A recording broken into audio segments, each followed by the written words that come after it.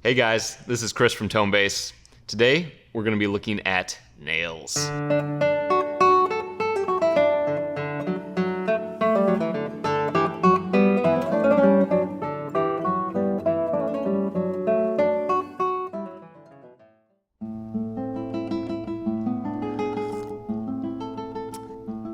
I'm going to be sacrificing my nails to show you guys 3 different shapes that you can experiment with and figure out what works for you. We're going to be looking at the pros and cons of each of these 3 shapes. And then at the end, we're also going to be looking at some pictures of some famous guitarist nails and talking about the different shapes that they have. So let's get into it. Okay, before we jump into the actual shapes, I just want to go over a few basic shaping principles that I have found work really well for me. So there are 3 tools that you will need in order to shape your nails properly. The first one is a metal nail file. Now this is for taking off the bulk of the nail when you need to do a lot of shaping like I'll be needing to do today. I've had this metal nail file since I started playing guitar, when I was 5 or 6 years old. So buy one of these, you'll have it for life. The second tool that you'll need is a buffer. And this one has 4 grades on it, and this is for just doing more refined shaping. So this is like the second tool I would use during the shaping process. And then final tool you need is sandpaper, and this is just for the last step, buffing the nail, making it really smooth, so you have that silky smooth tone. And for this, experiment with different grades of sandpaper that you like. This one is 500. It's just the one that I've used for most of my life. So you should experiment and find the one that works best for you. And last but not least, the 4th essential tool, as always, is coffee. So the second shaping principle is how you actually hold your hand. And it's really important that you hold your hand with your palm facing you, as opposed to the back of your hand facing you. So the reason we do this is so we can see exactly what shape we're actually doing our nail, and we can also flatten our hand and see the length of our nail at the tip of our fingers. So the third shaping principle is to always have good lighting. This seems pretty basic, but it's very important. I can't tell you how many times I've done my nails in low light and then the shape was completely off. So it's really important that you have a good lighting and you know exactly how you're shaping your nail. And the 4th basic shaping principle is that finding a shape that works for you really is a lifelong process. I've been playing the guitar for 20 years and I'm still experimenting with different shapes depending on what new information comes my way. And one really great place to learn more about shaping your nails is Tonebase. We have lots of great resources on our blog that are completely free. We have PDFs that you can download on nails. We also have in-depth lessons taught by players like Thomas Viloteau and Bahar Asare, as well as live workshops led by Mircea Gogancha that you should definitely check out if you're interested in learning more about shaping your nails. Nope, Bella is great. She's sitting here under the table that we're filming on. All right, let's start with the first shape, which is just the basic rounded or half moon shape. This is a great shape for beginners or just anyone who doesn't want to get too complicated with their nails but wants to achieve a great sound. All right, let's get to filing my nails and then we'll talk about the pros and cons.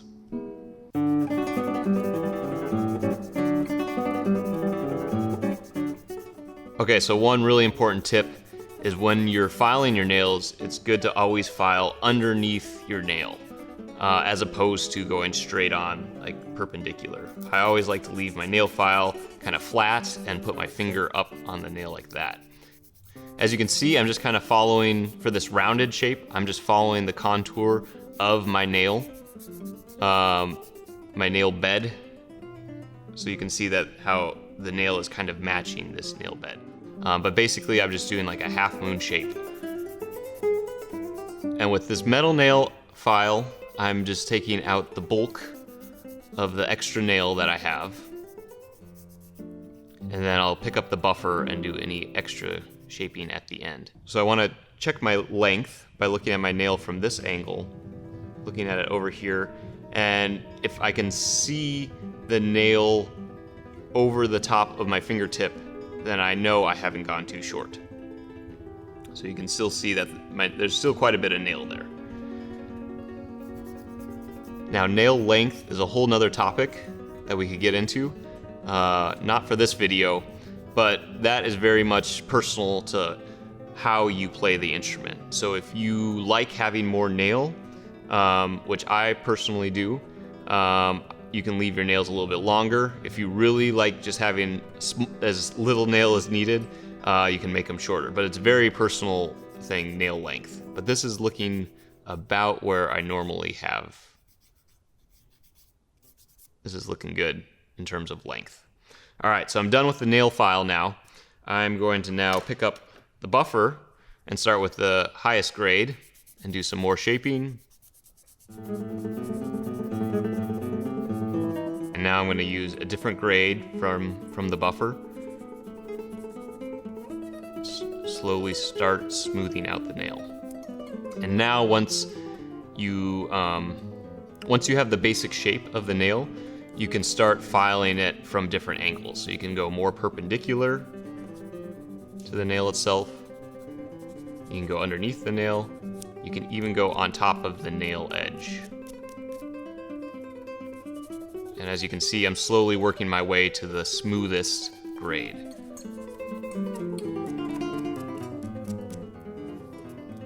All right, now that I'm done with the buffer, I'm gonna pull out the sandpaper. Sandpaper, same thing. You always want to sandpaper underneath the nail. So there's many different ways to do this. One way is you can do the palm facing, but at this point, because we're not shaping anymore, I like buffering my nail with the sandpaper away from me like this. And that way I can really kind of put a lot of pressure on the sandpaper and really make sure that it is getting all parts of the nail smooth.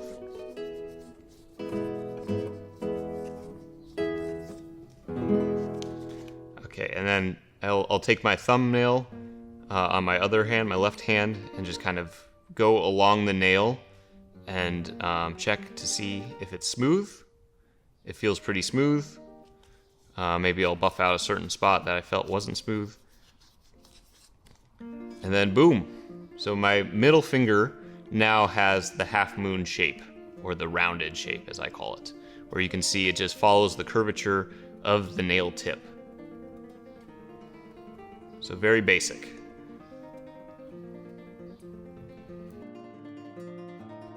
Okay, let's take a look at how this freshly shaped nail performs on the guitar.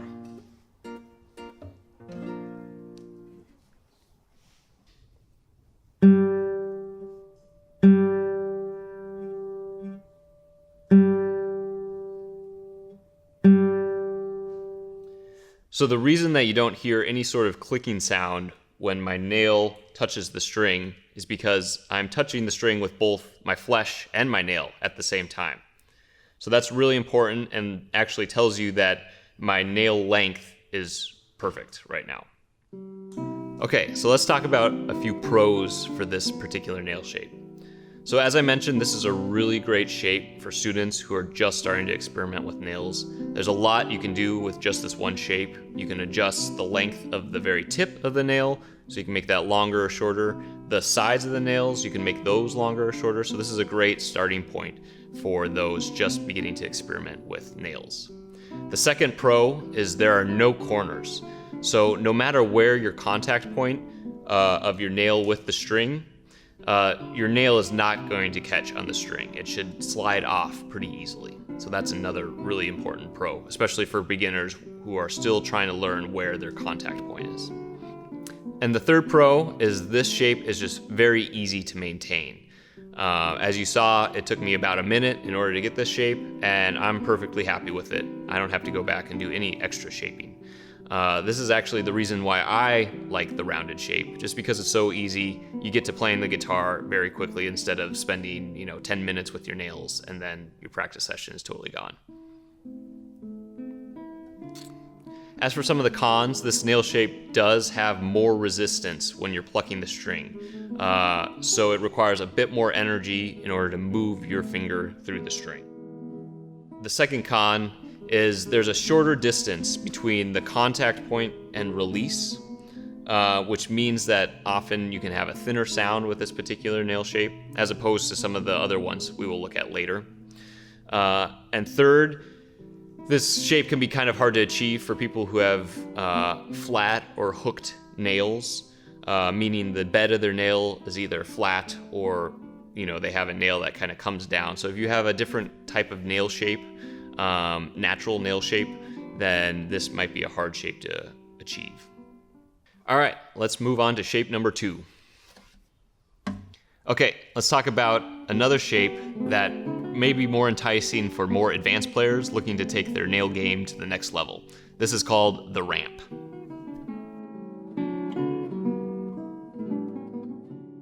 So there are 2 types of ramps. For this particular nail, we're going to be doing what I call the up ramp, where there is less nail at the contact point and more at the release point. So let me get into filing my nails and I'll show you what I mean. Okay, so for this shape, we're going to want less nail at the contact point over here and more nail at the release point, which is going to be over here. So when the string is plucked, it's going to slide along the nail and then release over here. So we want less nail here, more nail here. And to achieve that, we're going to kind of angle the nail file like that. So let's get started.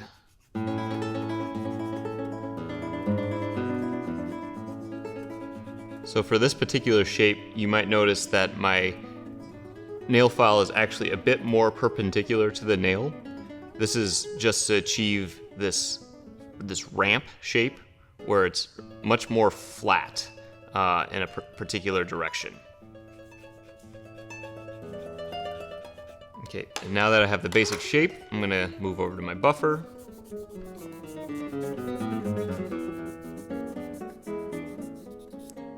So as you can see, I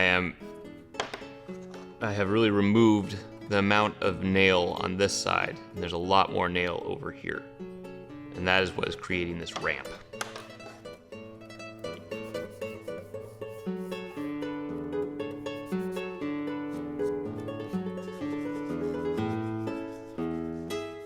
All right, and there is my completed up ramp. As you can see now, this side of my nail has much less nail than this one. And what this does is it creates this ramp where the string makes contact over here and slides all the way up this ramp to about here where it's released. Now, let's see how it sounds when I play the guitar.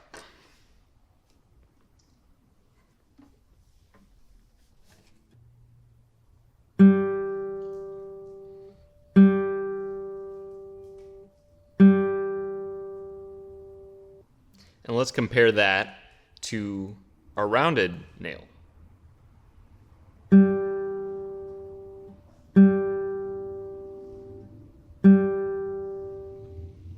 Now, you may not be able to hear too much of a difference in the sound, but the feeling between these 2 shapes is immensely different. So the main pro of the ramped shape is that there's a lot less resistance when the string is being plucked.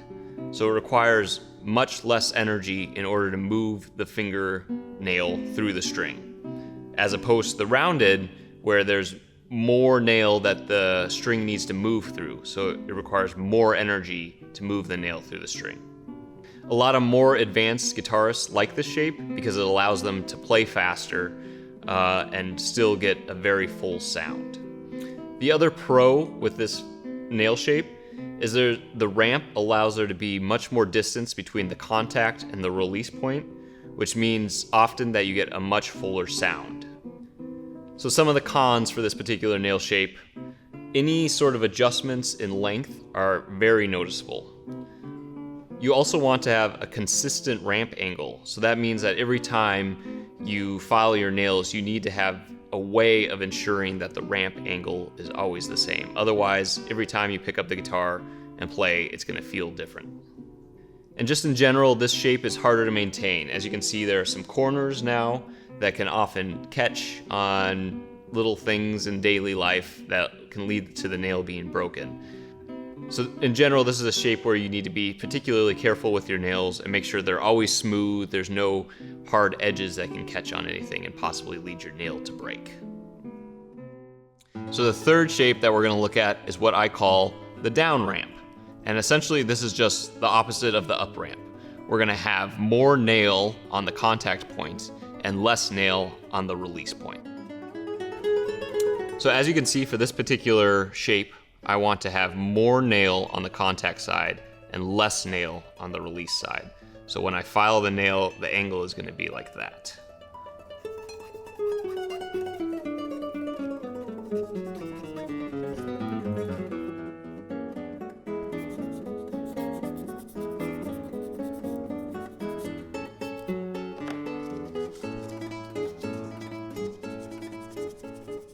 And there's the nail. So this is the down ramp, where once again we have more nail over on the contact point and less on the release point. So let's see how that sounds on the guitar.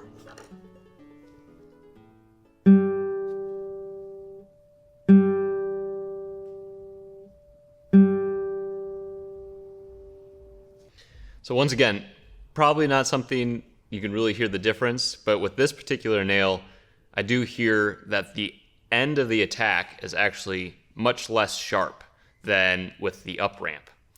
And so this is something where you can try it out, you can see what kind of sound that you like, but it is quite noticeable when you're sitting here playing the instrument. The other thing is this feels very different, again, from the two other shapes. This shape has the least resistance because the contact point is where the nail is the longest, and then the string sort of just slides off the rest of the nail because there is not much that the string needs to move through.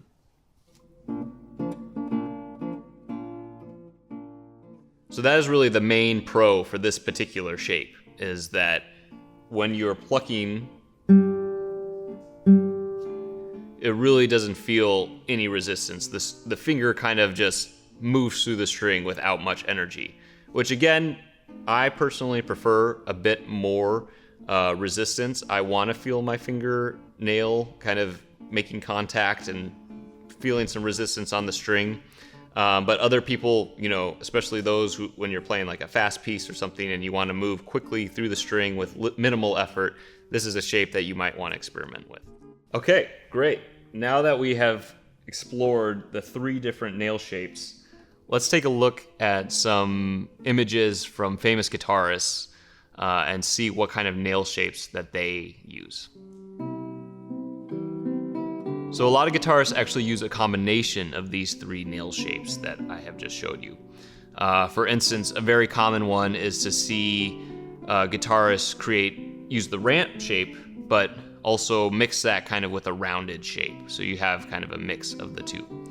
So this first picture we have up here is pretty famous, actually. It's of David Russell, and you can see that he has the up ramp shape, very exaggerated, where there's very little nail at the contact point and a lot of nail at the release points. David Russell is famous for his tone and, you know, for the sound that he creates on the guitar, and these nails are a big part of that.